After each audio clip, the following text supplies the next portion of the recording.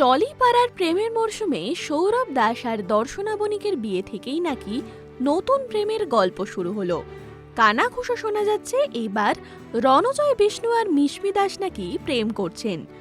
গতই 15ই December 4 হাত 1 হলো সৌরভ দর্শনার। সেখানেই অনেকের মধ্যে আমন্ত্রিত ছিলেন রণজয় বিষ্ণু এবং মিশমি দাসও। কিছুদিন আগেই প্রেম ভেঙেছে রণজয়ের। দীর্ঘদিন ধরে তার চুটিয়ে প্রেম ছিল সোহিনী সরকারের সঙ্গে, কিন্তু কয়েক মাস আগেই সেই প্রেম ভেঙেছে।